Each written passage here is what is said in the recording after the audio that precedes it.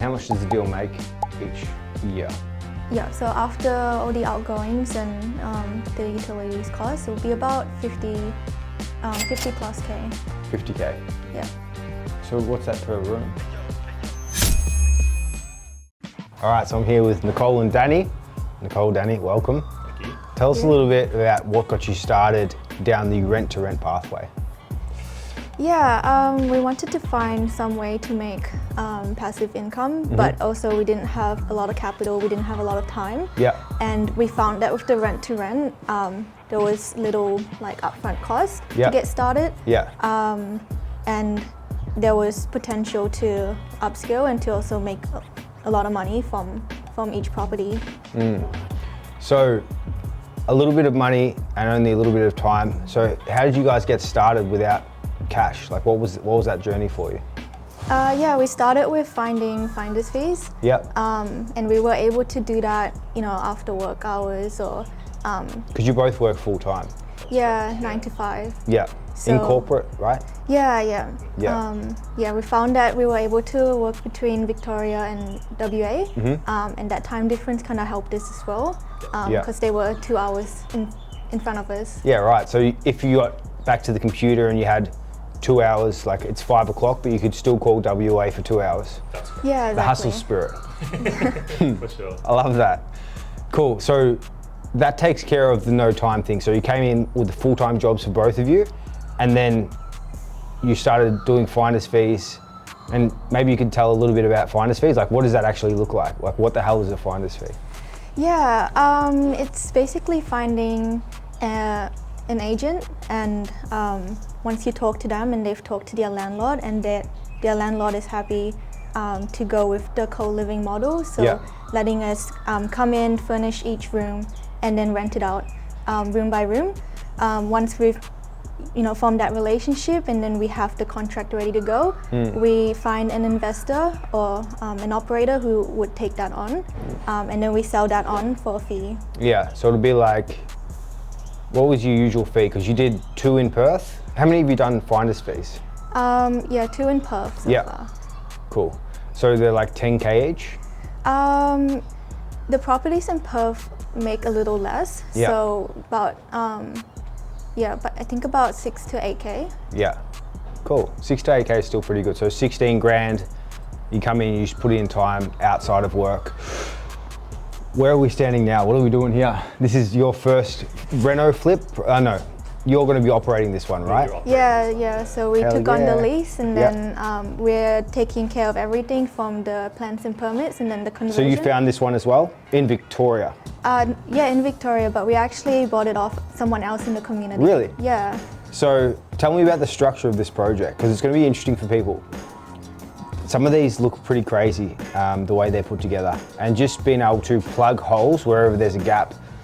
I did a project in Ringwood. I'm just going to do a little segue. I did a project in Ringwood that essentially I leased for 14 years, and then I raised capital to do the project. So I went and put in all the little kitchenettes, and then I went and reno flipped that, pulled profit out, and then ended up taking the property back at a later date as well, and then doing vendor finance. So it was basically like I purchased the property with none of my own capital, and the owner became the bank, and I've just got a mortgage through him. So it's like there's moving parts within these projects, particularly in creative real estate. So when you say you've done, you got this deal through someone else, that means that they did a finder's fee for you? Yeah. Yeah. And how are you funding the project? Yeah, so we've partnered up with someone else in the community. Yeah. They became our money partner, and essentially their part is a lot more passive. Right. And we were able to raise enough funds to cover the set out and the fit outs for this project and to do that conversion. And how long did it take you to find someone with capital? Because a lot of people watching this, perhaps they're thinking, so you come in with no capital, someone else finds the project, and then someone else funds the project. It's like, so how long did it take you guys to find that partner in the community? Like, what did that look like? To be honest, we do talk to a lot of people in the community, so like every week I basically connect with someone new. Yeah. And they're at different stages, so they want like different levels of Things, involvement right. in terms of the project. Yeah. For our investor here, we did connect when they first joined, and for us, we'd been in there for a while already. Yeah. And initially, yeah, we were trying to find a suitable property together. Right. Cool. So it's basically like networking. So they're going to pay the bills, you're going to bring the skills, basically. Pretty much, yeah. And then you get to exit them at, like, what's the plan? You exit them at 5 years and then you keep renewing the lease, and now this is your place? Yeah, Or it's is it a a 10-year lease? 5-year term with the investor, Yeah. with our money partner, and then the lease is a 20-year. The lease is 20 years. Yeah. So it's a 20-year commercial lease. You have it for 5 years and then you exit them. How much interest are you paying them? 12%. 12%. And then you've basically just got a deal that you didn't find or fund for 15 years after that. That's freaking amazing. That's so good. I didn't know it was a 20-year lease. You did- Yeah. Amazing. All right, cool. Let's go and check it out. Yeah. We'll walk through. I'll go after you guys. I'll lurk back here.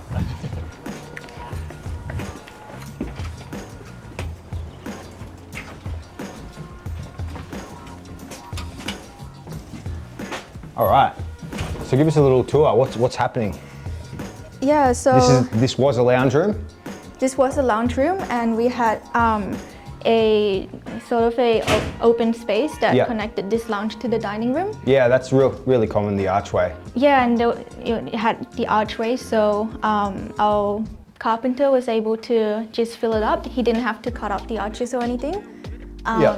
So what did he do here? He just put like a little, what's it- MDF boards. Yeah. Yeah. but he's framed up the inside. Yeah. Yes. So he's just got like a plank there and then a frame, built it out. Yeah, and some insulation as well to help with the Insulation. soundproofing. Did you use soundproof insulation? Did you use soundproof plasterboard? Not too sure. I don't think so. I don't think the plasterboard is soundproof. Yeah. It's just the insulation. Yeah, so you can get soundproof insulation and soundproof plasterboard and then double insulate, because usually the inside of these walls won't have insulation, Yeah.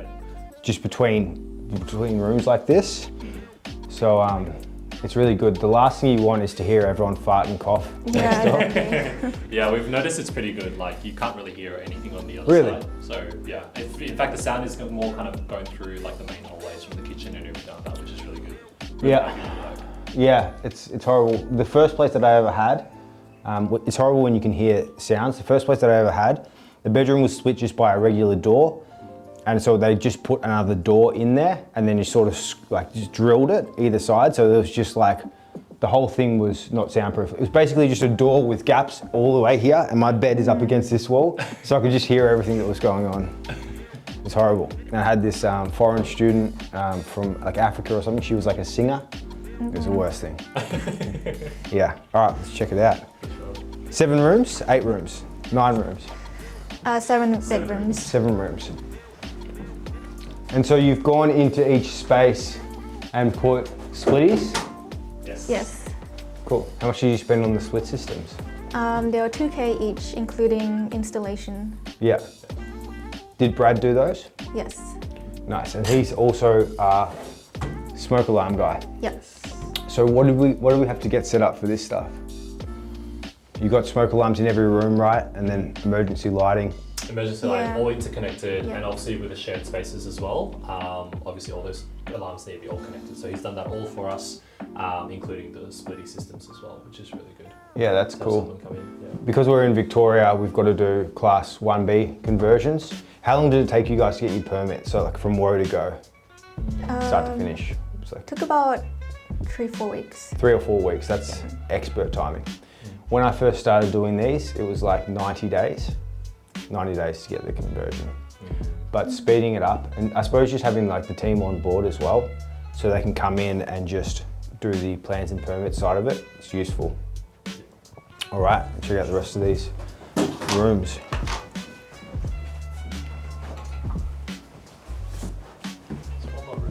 So we've got 1, 2, And then 3, 4, left and right. 3, 4. Yeah. You can tell it's like mid reno. What is this? Popsicle bed. That's the bed that's gonna go in here. Okay. I just haven't unpacked it yet. Okay. Yeah. Cool.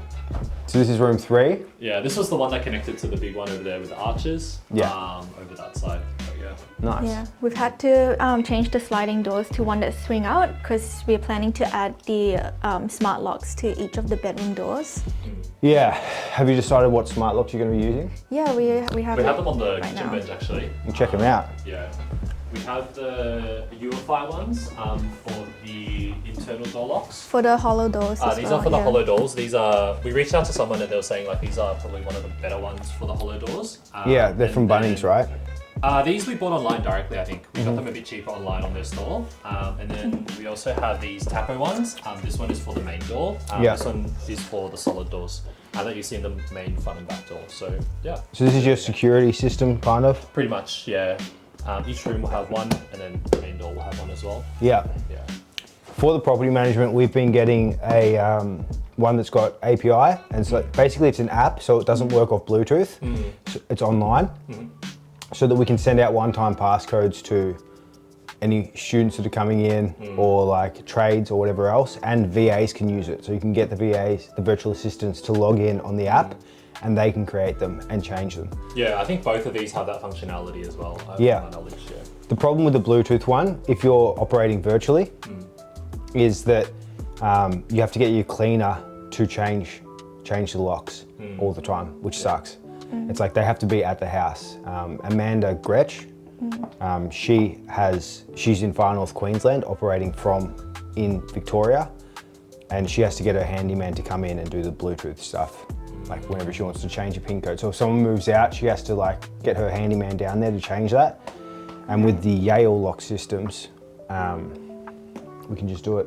Yeah, I think we're having to plan to have these connected to the Wi-Fi network that we're going to set up here on a separate network to the tenants, and then we can manage it directly from our side, run an API like on an app essentially. Yeah, it's good. That's what you Very want. convenient. Yeah, and then this is the last one downstairs. Yeah, Yeah. correct. How long will you spend doing the whole conversion? That heater's so good. I think about 1 to 2 weeks. 1 to 2 weeks, Yeah, just to do all of the bedrooms. it's been pretty quick. Like the furnishing is 'Cause- is pretty easy to put together, Yeah. and then obviously with the tradespeople, they come in like they've only spent about a week or so far. Yeah. And he was like a little bit unwell for like a few days, so he needs a few more days, so it's fine. Yeah, And then the Sparkies, they come in whenever they can, pretty much. yeah. Pretty easy. So how much are you paying? Because you've found like an all-rounder basically, because with the Class 1A buildings, we're going to be able to just get a handyman or something like that in. How much are you spending per day for your construction guy? $550 a day. Yeah, it's pretty good. yeah, Is he includes- registered is he a carpenter or is he a handyman? A carpenter. Yeah, so the day rate's like 400 to 600, something like that. Yeah, Correct. and it's about 7 meters of walls and door, and then he was able to fix our bathrooms as well. How long did it take him to do the 7 meters? Yeah, it's been a whole 5 day, 5 days. but yeah, he needs a couple more days next week. Yeah, well he's doing good. It looks like it's all coming together. Yeah. And then we go upstairs. We've got our bathroom here. Yeah, laundry and then straight to the bathroom that side. Yeah. And then there's 2 bathrooms upstairs with the rest of the rooms as well. Talk to me about the lease structure. So it's a commercial lease. Commercial Yeah, lease. it's a 20-year commercial lease. So Who drafted 5.5. the commercial lease? The person who sold the lease to us, their lawyers had drafted it up, and then we had our lawyers check it as well. So do you keep that? Are you going to keep that as like a template? No, we've had our lawyers draft up a new one As for well for us. something we can use in the future. Yeah. So it's basically you can just add the terms. Yeah, Essentially. yeah, we can Yeah. modify that. Cool. So we've got a little room here. This room's cute. Bit of a smaller one. Yeah. Not needing to really do much to this one, that's why we've got most of the stuff in here. But Yeah. pretty much this one was all ready to go when it came. Pretty much just the split system, the smoke alarm, and it's good to go. Yeah, we're adding new power outlets as well. Is there 2 in here already? There's one. There's One. only one. Yeah. So you're doing 2 because we have to have that as a minimum, right? Yes. Correct. Yeah, Victoria. Yeah. Cool. And let's see the last of the rooms. Oh, All good. We got this room here, Yeah. and then this room here. This is our ensuite room. This looks like a cupboard. Yeah, it Walk-in is. wardrobe as well. Oh my god. It's crazy. Walk-in wardrobe straight to the bathroom. Yeah. Nice. So talk to me about numbers on this deal. Because, I mean, on a 20-year lease, it makes sense to spend a little bit more. Yeah. One change that I would do here is put like a little, in some of the bigger rooms, like a bench, even like an IKEA table like that, to have the microwave and kettle, even just bar fridges wherever it's possible, because you can basically like, or even another cool idea is to get one of those charcoal filters. It's just like a vent, and then on top of the table you can have a induction cooker. Ah, right. So it's like a little kitchenette, so they can do their oats in the morning, they can have the kettle here, they could have like a little air fryer, something like that, maybe put in a fan. Whatever you, I mean, the fan would be that little charcoal thing. You can get them quite cheap. And they look really tidy as well. So it's just like a bench with like 2 cupboards underneath it. You put like cereal and whatever else in there. Yeah, so it drastically increases the value in the room. It would be perfect like right here, for example. Talk to me about numbers though, because how much have you spent for the deal? How much is this deal going to cost? What sort of returns are you guys going to get? Yeah, the deal itself, we had it much cheaper than the normal price because I think the person who's trying to sell it to us, they wanted it gone sooner. Yeah, so how much did you spend to secure the deal? 5K. Really? Yeah. Damn, that's cheap for a 20-year lease. Yeah. Crazy. It's good. And then how much does the deal cost to set up? How much will the rooms rent for? What sort of profit margins? Yeah, so about a 70K setup, including that finder's fee. And we've had to, we've put up 6 of the split systems, so that was another 12K. 12K. Yeah, and then in 3 of our bigger rooms, we have mini fridges, or this size fridge for the rooms. We have the microwaves. Yeah, so about 70K. 7K in total, I'd say. 70K, and how much does the deal make each year? Yeah, so after all the outgoings and the utilities costs, it will be about 50 plus K. 50K. Yeah. So what's that per room? Give or take 7K. 7K. Depending on the size. Yeah. Give or take 7K on average. Nice. So it will take you a year and like 6 months to make your cash back, and then what are you going to do with the other 18 years? Retire. I think we'll just keep running it. Yeah. Yeah. We're definitely really interested in like property management side of things. So we ourselves want to take on more properties.